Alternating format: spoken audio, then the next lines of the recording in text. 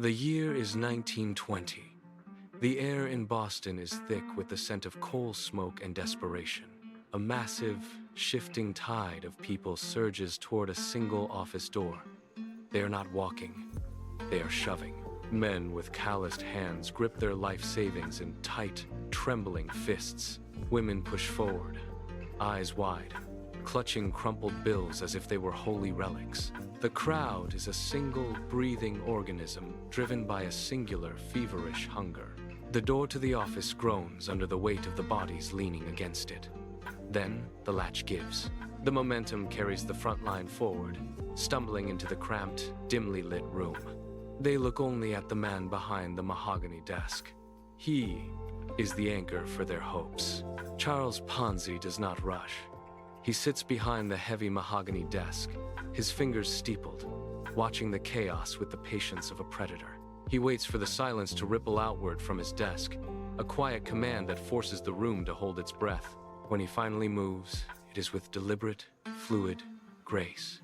He takes a stack of bills, counts them twice, and pushes a promissory note across the polished wood. 50%, he says, his voice steady and low. In 45 days, the promise hangs in the air, heavy and intoxicating. The investor grabs the paper, eyes darting to the signature, and retreats, already calculating the phantom wealth. Ponzi repeats the motion. Take the cash, sign the paper, deliver the lie. He is a machine of manufactured confidence. He knows the math does not exist, but as he glances at the window, catching the reflection of the luxury vehicle parked outside, he sees only the reflection of his own ambition. It is a hollow, spinning wheel of debt, greased by his own unwavering, practiced charm. He smiles, reaches for the next stack of bills, and keeps the cycle turning. To find the origin of the lie, we must strip away the silk and the mahogany. We must travel back to 1882, to a small, sun-bleached town in Italy.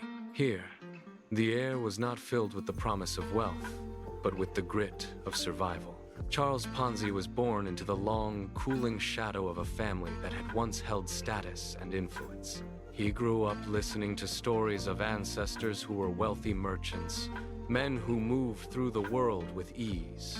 But those stories were ghosts. His reality was the dirt under his fingernails and the relentless, back-breaking rhythm of the working class. He watched his father return home each evening, his body bent, his hands raw from manual labor that yielded nothing but exhaustion. Every drop of sweat his father shed felt like a personal insult to the young Ponzi. He hated the dust. He hated the quiet, modest expectations. He looked at his father's calloused palms and made a silent, jagged vow. He would never be a man who lived by the sweat of his brow. When his father finally died, the inheritance was modest, a handful of coins that could have anchored a life of stability. Ponzi looked at the pile and saw not a future, but a ticket to a different world. He did not invest. He did not save. He walked into the finest establishments in the city, demanding the best table, the richest wine, and the most expensive meals. He spent every cent on the outward markers of a gentleman. He walked the streets with his head held high, testing the weight of his new persona. He sat in cafes for hours, nursing drinks he could barely afford, watching the elite pass by and mimicking their gestures. He burned through the money with a frantic, hungry speed, desperate to erase the memory of his father's calloused hands. When the last bill left his pocket, the reality of his situation hit him like a physical blow. He was broke. His reputation in the village was ruined. He packed nothing, looked back once at the life he had rejected, and fled toward the coast, his mind already spinning new lies to survive. Boston in 1900 did not care about his pedigree or his hunger. It only cared about labor. Ponzi arrived with empty pockets and a mind sharpened by his failures in Italy. He took the first job he could find, scrubbing grease from the floors of a kitchen. But his back ached and his pride burned. He quit within a week. He moved to a clerk position, thinking he had found a way to work with his head instead of his hands. He lasted a month before he was caught adjusting the ledger to favor his own meager pay. He was fired on the spot, thrown out into the cold. He drifted from factory to warehouse, always looking for the angle, always searching for the shortcut that would bypass the grind. He slept on park benches when the money ran dry, his eyes scanning the city for a weakness he could exploit. He realized that honest work was a trap designed to keep men like him in the dirt. He needed a bigger game. In 1907, the trail of failures led Ponzi north to Montreal. He found a position at Banco Zerosi, a place that smelled of ink and stale ambition. He spent his days behind the counter, watching Luigi Zerosi operate with a terrifying, rhythmic ease. Ponzi noticed the pattern within the first week. When a new depositor handed over cash, Zerosi did not vault it. He walked to the back, pulled a ledger, and immediately paid out a previous investor who had come to collect. It was a closed loop. The money never worked. It only circulated. Ponzi stood in the shadows of the office, his eyes fixed on the movement of the bills. He saw the way the investors smiled when they received their interest, never suspecting their profit was merely someone else's deposit. It was a brutal, elegant lesson in the mechanics of deception. He realized the bank was not a vault, but a stage. Then, the inevitable happened. The math faltered. The flow of new deposits slowed, and the cycle stuttered. Zerosi did not wait for the collapse. He packed his bags, emptied the remaining coffers, and vanished into the night. Ponzi remained in the silent, hollowed-out office, staring at the abandoned ledgers. He understood now. The system did not need to be real to be profitable. It only needed to be convincing. The silence of the abandoned bank did not last. Ponzi reached for the pen, his hand steady as he forged a check against the empty accounts. He expected a fortune. Remained he received a prison sentence. The heavy iron door of the cell slammed shut, cutting off the world he had tried to conquer.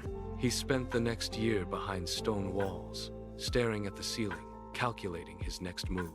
Upon his release, he did not seek honest work.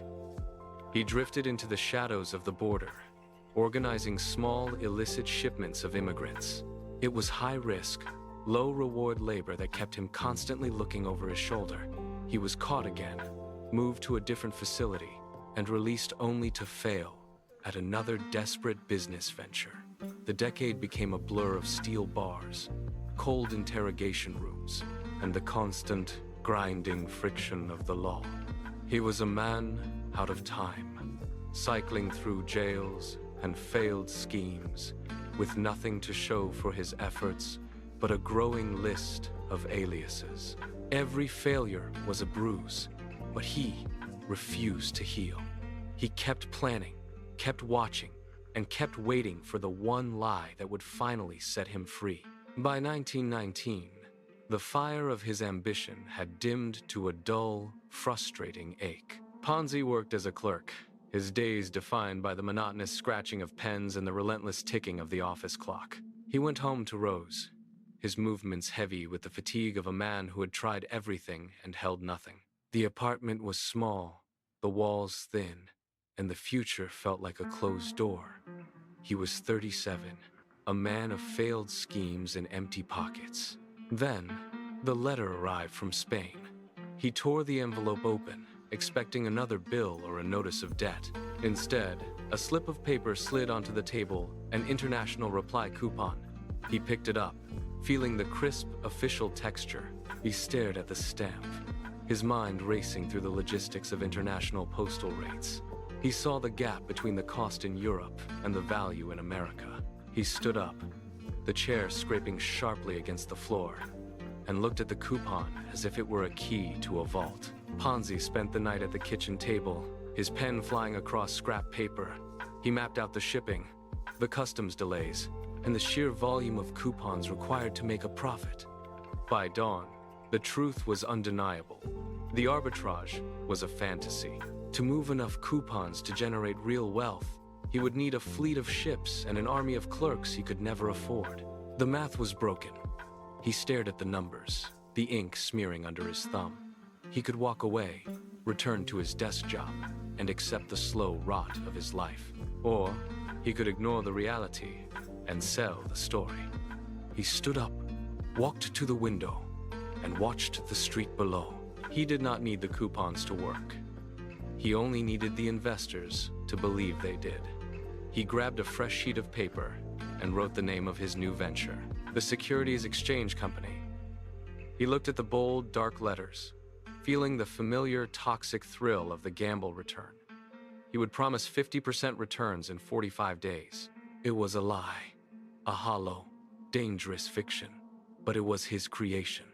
He signed the document with a flourish, his hands steady, his eyes fixed on the empty space where his empire would soon stand. The office door opened, and the first investors were already waiting. Ponzi sat behind his desk, his posture relaxed, his gaze steady. He did not explain the mechanics of the trade. He simply spoke of the inevitability of the profit. When a man asked how such returns were possible, Ponzi did not flinch. He leaned forward, lowered his voice, and offered a smile that suggested the man was part of an exclusive, secret club. The doubt vanished. The man handed over his life savings. By the end of the week, the line stretched down the block. Ponzi took the crumpled bills, the coins, and the checks, stacking them in piles that grew until they threatened to topple over. He was no longer a failed clerk. He was a miracle worker. Journalists arrived, notebooks in hand, eager to capture the story of the man who had cracked the code of wealth. He gave them quotes, he gave them confidence, and he gave them the illusion of success. By the end of the month, the office was a hive of frantic, profitable energy. He was pulling in $250,000 every single day. The office was no longer enough. Ponzi moved into a mansion that echoed with the footsteps of servants he now commanded. He bought a locomobile, its polished body reflecting the envious stares of the crowds that lined the streets just to catch a glimpse of him. For Rose, he purchased diamonds that caught the light like shards of ice. He was the king of Boston, a man who had willed himself into the upper echelon of society. Yet, behind the closed doors of his study, the air felt thin. He sat at his desk, surrounded by leather-bound ledgers and stacks of currency that reached the ceiling. He traced the numbers, his fingers lingering on the columns of debt that grew faster than the deposits. Every luxury was a brick in a wall he was building around himself. He knew the math. He knew the coupons were not coming. He checked his watch, the ticking of the second hand sounding like a hammer against an anvil. He stood, walked to the window, and looked down at the city. The empire was grand, but it was built on nothing more than the breath in his lungs. The scrutiny did not start with a shout, but with a pen scratching against a ledger. Financial analysts in downtown offices began to look past the silk suits in the mansion. They started with the basic arithmetic of the arbitrage scheme. To pay the promised 50% interest to thousands of investors, the volume of international reply coupons in circulation would have to be astronomical. They pulled the official postal records. They checked the import logs. They tallied the numbers, and the result was a chilling, empty sum. There were only a few thousand coupons in existence. The math did not just fail. It collapsed. One investigator sat at his desk, the silence of the room amplifying the weight of the discovery. He tapped his finger on the final page of his report. The gap between the promised wealth and the physical reality was not a mistake, it was a chasm. There was only a ticking clock, and for the first time, the sound of the gears grinding to a halt was audible to those who knew how to listen. The Boston Post did not wait for an invitation. Their lead investigator stood in the center of the newsroom, holding the final draft of the exposé. It was a surgical strike. He laid the pages on the editor's desk, the ink still wet, detailing every discrepancy, every lie, and every missing coupon. The editor scanned the document once, nodded, and signaled the floor. The massive iron presses groaned to life. The rhythmic thumping shook the floorboards, a mechanical heartbeat that signaled the end of the Ponzi era. Thousands of copies flooded the streets by dawn. The news did not just travel, it detonated. People standing in line for their daily bread stopped to read the bold, black headlines. The disbelief was immediate, but the evidence was printed in plain sight. A man in a nearby cafe dropped his coffee cup, the ceramic shattering against the floor. The silence of the morning was replaced by a low, rising murmur that grew into a frantic roar. The bubble had not just leaked, It had burst. The city of Boston, once captivated by the promise of easy wealth, began to turn its gaze toward the office. The ripples of panic were now a tidal wave. The office doors were locked. A man at the front of the line gripped the brass handle and twisted it. Once, twice, then slammed his shoulder against the wood. It did not budge. The silence that followed was heavy, punctuated only by the ragged breathing of those behind him. Then, a woman in the back shouted, asking why the office was shuttered. No one answered. The man at the door kicked the frame, the sound echoing down the street like a gunshot. The realization hit the crowd with the force of a physical blow. Their savings were not in a vault. They were gone. The collective mood shifted instantly. The confusion vanished, replaced by a raw, jagged fury. A stone flew from the back of the pack, shattering the glass of the front window. The sound of breaking glass was the signal. The crowd surged forward, a wall of bodies pressing against the locked entrance. They were no longer investors waiting for a return. They were a mob, demanding blood. Voices rose into a singular, piercing scream that drowned out the city traffic. Fists hammered against the mahogany doors, and the wood began to splinter under the pressure. By nightfall, the street was empty. The mob had dispersed, leaving behind only the debris of their own rage. The office, once the beating heart of a financial miracle, stood silent. Inside, the mahogany desk was bare. The promissory notes scattered across the floor like autumn leaves. The empire had not just failed, it had evaporated. Across the city, the true cost of the betrayal began to settle in. Thousands of families sat in darkened kitchens, staring at empty cupboards and worthless slips of paper. There was no secret system, no hidden vault of gold. The silence that gripped the city was heavy, a mourning for the security that had been traded for a lie. Neighbors who had once boasted now avoided each other's eyes. The pride of the city had been replaced by a hollow shame. The dream was dead, and in its place, the man who had sold them the future had left them with nothing but wreckage. The law arrived, not with a roar, but with the rhythmic, heavy tread of boots on floorboards. Officers moved through the empty office, their flashlights cutting through the gloom, illuminating the scattered paper debris. They found him in the back room, sitting in the dark, staring at the wall. He did not run. He did not fight. When the officers reached for him, he stood up slowly, his hands trembling as he held them out. The click of the steel cuffs echoed in the small space, a sharp, final sound that signaled the end of his reign. He was led out through the side exit, shielded from the eyes of the public he had once captivated. The ride to the station was silent. The city lights blurred past the window, indifferent to the man who had briefly claimed to own them. Inside the precinct, the process was stripped of all pretense. He was fingerprinted, logged, and stripped of his personal belongings. The transition was absolute. He was moved into a narrow, concrete cell, the air smelling of damp stone and stale iron. He sat on the edge of the thin cot, the cold floor biting into his feet. He looked at his own hands, empty and still, as the heavy iron gates slammed shut. The prison gates opened, but the man who walked out was unchanged. He still saw the world as a series of marks, and himself as the only one clever enough to profit. He moved south to Florida, drawn by the fever of the land boom. He saw the empty marshes and the rising prices, and he saw another chance to build a kingdom on nothing. He began selling plots of land that existed only on paper, promising fortunes to anyone with cash to spare. But the world had learned. His name was now a warning, not a brand. The authorities watched his every move, and the investors were no longer blinded. The scam fell apart before it could truly begin. He was exposed, investigated, and dragged back into the machinery of the law. The government had seen enough. They moved to strip him of his residency, finalizing the end of his American life. The deportation order was signed.